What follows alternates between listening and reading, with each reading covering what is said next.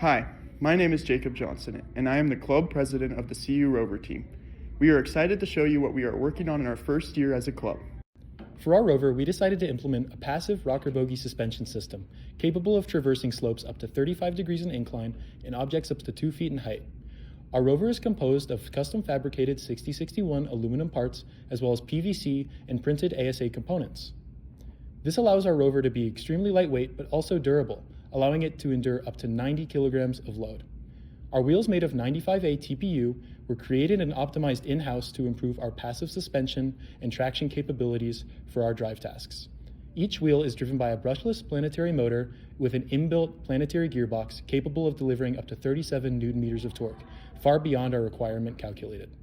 The arm system utilizes 5 degrees of freedom, allowing for precise manipulation of the environment within a large operating envelope. The shoulder mount experiences the highest torque and therefore utilizes a worm gear, allowing for sufficient manipulation of the 5 kilogram weight. The entire arm system is mounted on a 360-degree turret and rotates via a chain and sprocket system. The arm is comprised of welded aluminum and steel sheet metal. Included in the design is a counterspring bracket engineered to reduce the torque about the base of the arm nearly to zero. The function of this is to reduce the power consumption over the course of a mission and increase precision. Attached to the arm is a hand with the following capabilities: a USB-C cable for data transfer, a 3-finger appendage to manipulate knobs and dials, and a linear servo to interact with the keyboard. For power, we plan on using 3 voltage lines, 22.2, 12, and 5 volts. At 70 amps max draw, this gives us 38 minutes of operational time. For computation, we plan on using an NVIDIA Jetson Orin Nano Super Developer Kit for science and perception, multitasking with an NVIDIA Jetson Nano for commands and control. For communication, we use 2 frequency bands. The first is a 900 megahertz band, which is used to send commands using an RFD 900X.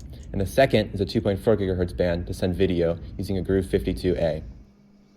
We elected to use the JPEG XS codec to compress video data since its lack of temporal compression leads to low latency and small computational costs. The Rover is equipped with cloverleaf antennas for both frequency bands, in part due to their omnidirectional radiation pattern, with the nulls in their vertical direction being irrelevant for our use, and also their circular polarity, which reduces the noise and interference from signal reflection. To communicate with the Rover, the ground station has a 900 megahertz monopole antenna and a 2.4 gigahertz spiral antenna. The omnidirectional radiation pattern of the monopole allows for a consistent connection to the Rover up close, and although the gain is small, this is still sufficient for 900 megahertz communication over a kilometer. The spiral antenna, however, needs to be directional because we need that extra gain to communicate far away. And its polarization matches that of the clover leaves, so we have the same benefits there. We deal with the directionality of the antenna by rotating it automatically based on the Rover's GPS data.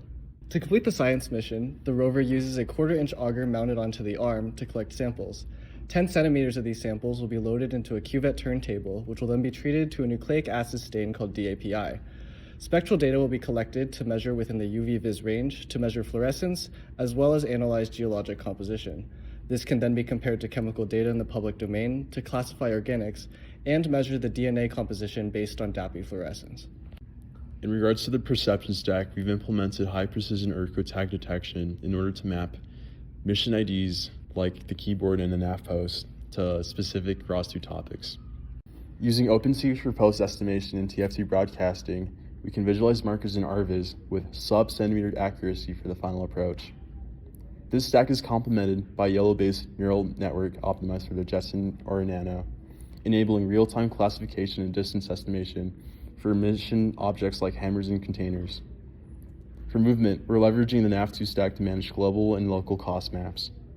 Navigation fuses the Z odometry with high-precision GNSS data to execute long-range waypoint traversal across rugged terrain. Obstacle avoidance utilizes the Z's real-time point cloud to dynamically route around hazards and slopes.